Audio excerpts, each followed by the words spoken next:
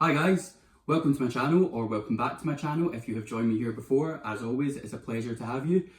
My name's Euan and I go by Hardback Hypebeast when I talk about books on the internet, and today I am here on the eve of the shortlist announcement for the International Booker Prize to do a book haul of the books that I decided to pick up off the long list, a little bit of a review of some of them since I've now read quite a few of them, and my predictions, kind of baseless, just what I'm going with my gut instinct of what I think will be shortlisted by the judges tomorrow. It's going to go, I believe, from 13 books down to 6 for the shortlist tomorrow. Truth be told, I'm an absolute prize season fiend. I love the prizes, and for this year I'm following the Gelac Prize, the International Booker Prize and the Women's Prize. I sat down to film this video yesterday and I was going to run through all of the prizes in one go and do like a book haul, but it ended up I was here for what felt like weeks and the video was just going to be far too long, and truth be told, I was just all over the place. So I've decided I'm going to make it a little bit simpler and a little bit, hopefully streamline it a little bit so it'll make more sense. So basically what I'm going to do is on the eve of the shortlist announcement for each prize, I'm going to do a book haul stroke reading wrap up of the books that I've got through from whichever list, and do my predictions of what I think will then be shortlisted the next day. So the Women's Prize shortlist is being announced towards the end of April, so I'll do that then, because it was almost 20 books and it was going to be, brevity is not my strong suit, as you can see from this channel already, so it just wasn't going to be, it was going to be over an hour long, and I just couldn't cope. No one deserves that from me at this stage. So yeah, so I'm just going to do the International Booker today. I picked up 7 titles from the International Booker Longlist. There was one more that I was really swithering over, and now I wish I had got it. And I've now read 4 of these, so I will run you through them, what appealed to me about them, what I thought of them if I have read them, and whether or not I think they're going to be shortlisted tomorrow. I think that's pretty much it. Oh, well, just before we get started, just to be totally upfront, I absolutely love the International Booker. I think it is maybe my favourite prize, just because it has brought so many brilliant books into my life, but particularly Fernanda Melchor's Hurricane season, which was shortlisted a few years ago, and Olga Tokarczuk's Drive Your Plough Over the Bones of the Dead. These are my number 2 and my number 3 all-time favourite books, and both came from the International Booker list, so it's got a special place in my heart. And I just think I absolutely love translated fiction. I think the way that the International Booker Prize splits the prize money 50-50 between the native language author and the translated author, I think that's a brilliant celebration of like the art of translation, because obviously it's like so much more than Google Translate. Your like language conveys so much tone and sense of place and like sense of characters and stuff, and I think it's like an art form in itself to translate that from one language to another. So anyway, that's me standing the International Booker Prize. But yeah, so I absolutely love it because it's brought these 2 books into my life, and I think there might be another one of these books that I've read from this list already. But anyway, already I'm blabbering, so without much further ado, we'll just get into it. So this is my International Booker Longlist book haul, little bit of a reading wrap up, and my shortlist predictions for tomorrow. So let's go. I'm just going to pop these back first. Didn't go very well. At some point I might actually do my top 10 books of all time. If anyone would be interested in that, let me know in the comments down below. But anyway, let's get on with what we're here for. So the first book that I picked up and I have now read from the International Booker Longlist is Claudia Piñeiro's Elena Knows, translated from Spanish by Frances Riddle. This is the book that I think will join Hurricane season and Drive Your Plough Over the Bones of the Dead as one of my all-time favourites, certainly from the International Booker Prize. This book is absolutely brilliant and is the one to beat for me. If it is not shortlisted, I will be furious. I will not accept it. I will storm the Booker offices and demand a recount. But yeah, no, this book is just absolutely brilliant. You follow the story of an elderly woman called Elena in Buenos Aires, and she is suffering with very severe Parkinson's, which essentially She needs to take a medication periodically throughout the day in order for her to be able to move, and there are sort of like times between when she's allowed to take a pill where she's kind of completely incapacitated and is unable to move. Elena's daughter has recently died, and everyone in her life and in the sort of community that she lives in believe that she's committed suicide, but Elena does not accept that, and basically we join her over the course of a day where she goes on a quest to find someone to help her prove that her daughter was in fact murdered. There's so much brilliant stuff that I could say about this book. You think it's one thing, but then it's actually another, which is something that I absolutely love. In terms of the representation of disability, this is probably the most potent reading experience I've ever had, where I feel as if I can feel how the character feels in terms of how difficult it is for Elena to get around, and it kind of like the weight of it, like the heaviness of it, and how difficult that might be. Or must be rather. I've never had such a sort of potent feeling from a book that's depicting disability before, so that was absolutely amazing. Beyond that, the storytelling is so rich. It's such a short novel, but it's just brilliant. And then it's also where it ends up is not where I was expecting it to go, and it's just like it's just shockingly brilliant. Dealing with like loads of amazing themes. I will be really, really upset, like I say, if this is not shortlisted. You can hear more about like a more in-depth sort of wrap-up in my March reading wrap-up, which I'll link in the places that people link things. So that is definitely the one to beat for me so far, and that is Claudia Piñeiro's Elena Knows, translated from Spanish by Frances Riddle, and it is published by, let me just tell you the publisher, Charcoal Press. So that's absolutely brilliant, love that one. Next, I have also already read Jonas Eika's After the Sun, and this is translated from Danish by Sherilyn Nicolette Helberg, and it's published by Lowly Editions in London. This I also really enjoyed. It's a collection of short stories that's blending like super realistic with magical realism. So you're in a very realistic real world setting, and then all of a sudden something totally bizarre will happen. Very sort of dark and visceral and twisty, quite bizarre in some places. It's quite a narrow short story collection. There's only 5 stories in this, and 2 of them are actually the same story but just split in half. Like same cast of characters, same place, same time. So it's just 5 stories, so it's quite narrow, but what it does in quite a narrow selection of stories is amazing. You're all over the world. In one story you're in Mexico, in the next story you're in Denmark, London, Nevada in the US. So you're all over the world in this book. My favourite story is the one set in Nevada. It's called Rachel, Nevada. Rachel is a town in Nevada, not a person. It took me a few pages to figure that out. It's a story about grief, but it's so well handled. It's also a story about UFO sightings, aliens, extraterrestrials at Area 51, and just like how people will cling on to something to believe in their darkest times. I absolutely loved that one. I thought it was like really sad and really beautiful. Really, this is a short story collection, I suppose, about the human experience, and I said in my reading wrap up that it's kind of about the idea that you're always alone, no matter what connections you think you've forged in your life. Ultimately, you're always alone. I said I don't believe that, but I think this story presents the case for that very, very well. Very dark, very twisty. Really enjoyed this.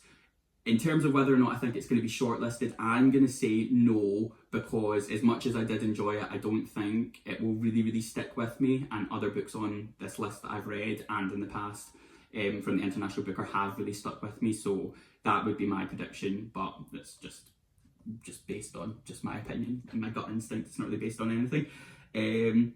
But yeah, I would really recommend this. I think if you enjoyed The Dangers of Smoking in Bed from last year's shortlist, this short story collection set in Argentina, if you enjoyed that, you will enjoy this, like dark, twisty, sinister short stories, essentially, that are really well formed, and everyone kind of jumps off the page. Short stories, truth be told, are a little bit of a hard sell for me, so it takes quite like a really good collection for me to like cut through, and this did that. As did The Dangers of Smoking in Bed. So yeah, I really enjoyed this, but I'm not sure it's going to be shortlisted. But that is Jonas Eika's After the Sun, and it is translated by Sherilyn Nicolette Helberg from the Danish. After that, I had to pick up, of course, Paradais by Fernanda Melchor, also translated by Sophie Hughes. So this is the follow-up to hurricane season, and she's been longlisted again, very deservedly so.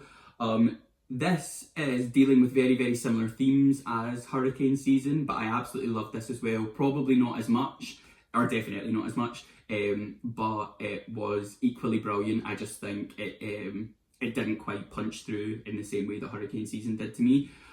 This is set on a luxury housing estate in Mexico, and we follow two primary characters. A boy who lives on the luxury housing estate who's wealthy, and a boy who works on the housing estate but lives in a kind of poorer development hidden away from the luxury houses. And he comes there to do odd jobs as a gardener, and they strike up a kind of friendship of convenience because the character who is the gardener is an addict, he's an alcoholic, and the loathsome rich kid from the housing development has access to money to kind of fund that habit. This is a very, very dark book, as all of Fernanda Melchor's books are.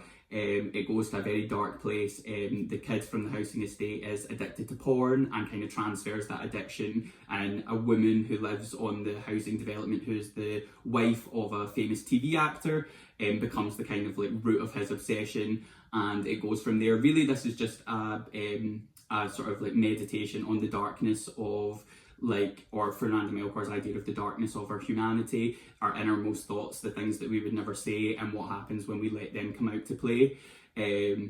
Absolutely love this. I've already got the publisher with the hardback cover, not a Fitzcarraldo edition, like a proper cover that's relevant to the story, on pre-order, so I'm excited for that to arrive. Really, really enjoyed this. If you liked hurricane season, you will enjoy this, so definitely pick it up.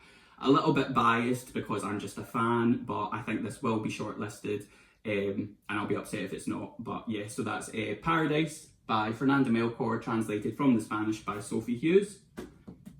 Then the final one that I've read already from the shortlist is Heaven by Meiko Kawakami, which is translated from the Japanese by Sam Bett and David Boyd, and this is published by Picador. Sorry, did I say that's Fitzcarraldo?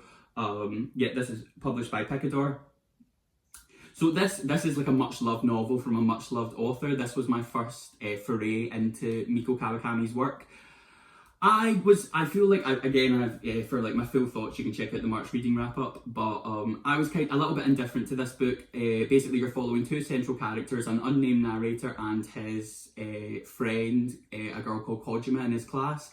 Both of them are very viciously bullied in high school, and really this is just kind of tells the story of their friendship, how it emerges, develops, and then where it goes, and really is like looking at the idea of if a friendship is only based on convenience or need, or only really based on something negative, like the idea that you need each other because you're both being so viciously bullied. What does that relationship really stand for?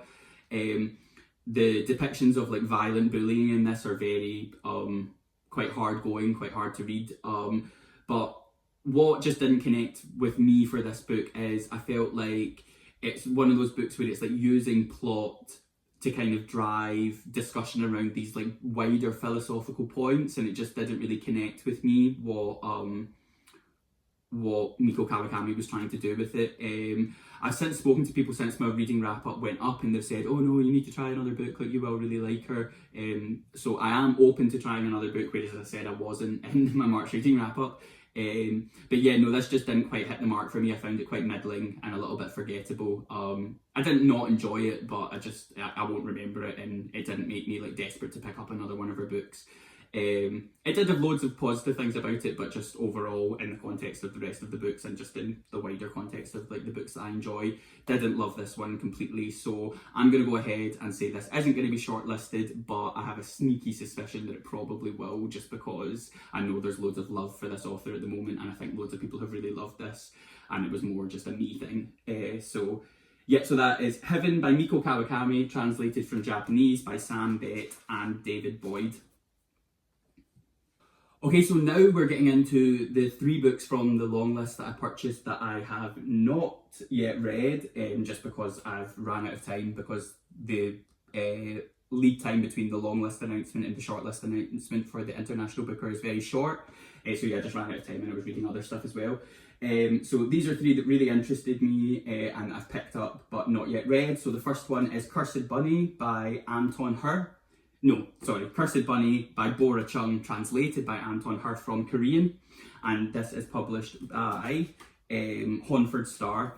This is another collection of short stories, and I've actually seen really mixed reviews about this from people whose opinion I really trust. There's some people whose opinion, who I think have brilliant taste, have said they've DNF'd it because they didn't connect with it, and there's other people whose taste I really trust who've said they loved it, so I kind of don't know where I'm going to sit on that spectrum. This is, like I say, a collection of short stories, but it sounds quite Black Mirror-esque. It says that it's dealing with like themes of capitalism, like the evils of the patriarchy, and blending like horror, science fiction and magical realism.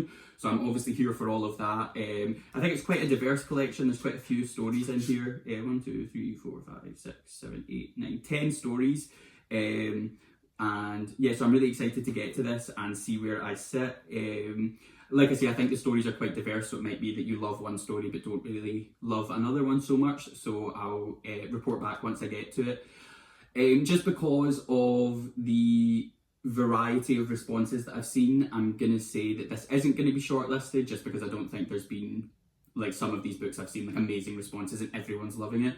I've not really seen that so much for this, so I think it'll be kind of divisive, so for that reason it won't make it onto the shortlist, but I'm certainly very excited about it. I mean, anything Black Mirror-esque is alright by me. Actually, I feel like I've been seeing quite a lot lately, like in my reading wrap up for March, I talked about The School for Good Mothers by Jessamine Chan. There was like elements of that book that I didn't like that book, but like there was like a specific element in it that I said to my friend, I was like, really, this should just have been a short story just about this particular element, and I think it would have been really good, and we shouldn't have tried to build a whole novel about it. So I think I'm actually really coming round lately to like the idea of short stories where not every idea needs to be a whole novel.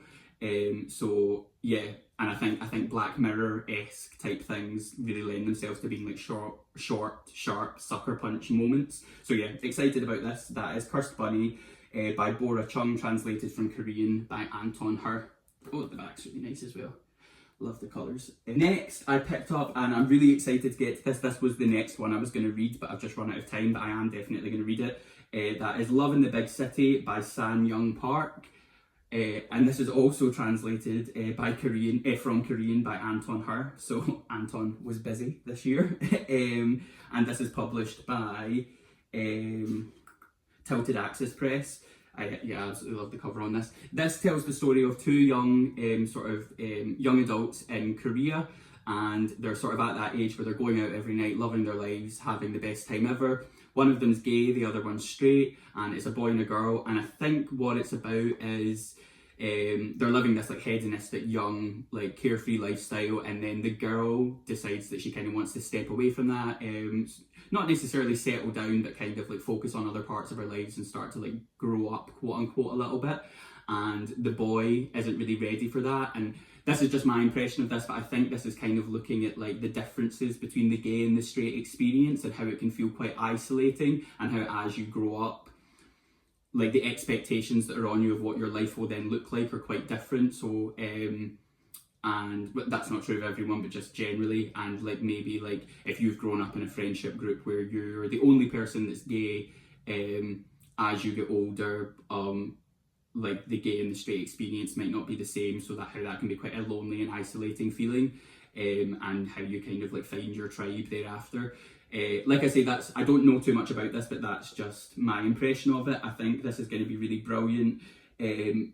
Because I don't know too much about it, I don't feel that confident in saying whether or not I think it's going to be shortlisted, so I'm going to go with no for this one, but I'm certainly really excited about it, and I know that people who have read it have really enjoyed it. So that is Love in the Big City by Sang Young Park, translated from Korean by Anton Hur. And then last but not least, I picked up this book, and I actually kind of regret it now, which is annoying because I got it imported, so I waited ages. This video would have come much earlier if I hadn't waited for this book, but now I kind of regret it. And that is, I mean, you'll already know from the size, The Books of Jacob by Olga Tokarczuk. Obviously, this is the second one, so we had a second Fernanda Melchor, which is I love, and then this is a second Olga Tokarczuk, who I also love. But since I ordered this, I've heard a lot of people saying that it's very, very dense historically, and it's quite a slog to get through. And I also read and did in my reading wrap up for February, I think I read The War of the Poor by Eric Vuillard, and I really hated this, and this is also from the International Booker Longlist, and this is only 65 pages, and it kind of read like a history textbook, so if I didn't enjoy this, I'm worried that I'm not going to enjoy this. Anyway, this tells the story of a true life historical figure in the 18th century called Jacob Frank, and essentially I think he was what we would consider today like a bit of like a cult leader, and he starts off and he is Jewish, and he kind of like garners a bit of a following, people kind of flock to him, and then when things start to go south and people start to call him out as a fraud or whatnot, he moves and converts to Islam, and then he kind of does the same thing again, and then when the same thing happens and people start calling him out as like a heretic or whatnot, people think that he's a prophet, and then it all kind of goes south. He moves and then converts to Catholicism. So I think he's a very shadowy but very interesting, true historical figure that people don't know loads about, but when you actually look through this, it does look very dense. Like you've got like a lot of like maps and like pictures of historical artifacts and like bits of like religious iconography and stuff. So yeah, it looks very like, I don't know, I think it's going to be quite hard going, but obviously I love Olga Tokarczuk's writing. So, oh sorry, I meant to say this is translated by Jennifer Croft, and this is the Riverhead Books edition, which I got imported because I didn't want the Fitzcarraldo edition because I'm funny about those. Yeah, and also this is huge, so obviously I've just not had the chance to read it, so it's over 1,000 pages long. Yeah, so I kind of regret this one a little bit. It was kind of a bit of an auto-buy because I love Olga, but who knows, I might read it and really love it, but yeah, I'm just a bit concerned because this was so short and it's giving me the same vibe, and some people have just said that they found it quite boring, even though her writing's brilliant. So we'll see. I don't think it's going to be shortlisted, but if it is, I'll give it a go. And if not, I'll maybe pick it up and read it in sections and bits and bobs over time where I don't feel like the pressure of a like time that I need to read it by, which I think there's nothing worse than you feel like you have to force yourself through a book. So that is The Books of Jacob by Olga Tokarczuk, and it is translated, by Jennifer Croft from Polish. Yeah, so not so sure about that one. Feel like I kind of regret picking this one up a little bit, but we move, we live and learn. The other one that I also wish I picked up now is Phenotype. I forget the name of the author and I forget the name of the translator, but it's translated from Portuguese, I believe. It's set in Brazil and it's two brothers. One is white and the other is black because they have one parent different. And I think it's about like the kind of different experiences of the two of them because of that, and set in Brazil, which I love that idea because my fiance is Brazilian, and I was recently in Brazil, so I feel like it would, I don't know why I didn't pick it up actually. It's, now that I'm talking about it, I'm like, of course you would want to read that. So if that's shortlisted, I'll definitely pick it up, but I feel like even if it's not, I probably will anyway. But yeah, so that's it. So these are the books that I picked up from the International Booker Longlist. In terms of what my predictions for what's going to be shortlisted, from these ones, I think I'm just going to go with these two are in my gut, which I feel like, yeah, I just absolutely love these. So that's Elena Knows by Claudia Piñeiro and Paradais by Fernanda Melchor. If I had to pick another one that I think from this pile would be shortlisted, I think I'm gonna go just based on like the response that I've seen online with Love in the Big City by Sang-Young Park. So yeah, these three. But we will find out tomorrow, guys. I probably will be totally wrong, and none of the ones that I read will be shortlisted, and I'll need to buy all the shortlisted books because I've not picked any of them up, because that's just my luck, to be honest, when it comes to prizes. But yeah, let me know if you've picked up any of these books. Let me know if you've read any of them, and what ones you think are going to be shortlisted. Obviously, we'll find out tomorrow, so let me know your thoughts on the shortlist. Other than that, I think that's pretty much it. And like I say, yeah, I'm going to do the same idea for the women's prize when we come up to the shortlist time for that prize. Yeah, loved reading these, and like I say, absolutely love prize season, so big book nerd love for anyone else who does. That's pretty much it. Thank you so much for joining me as always, guys, and I will see you on the next video. Bye bye.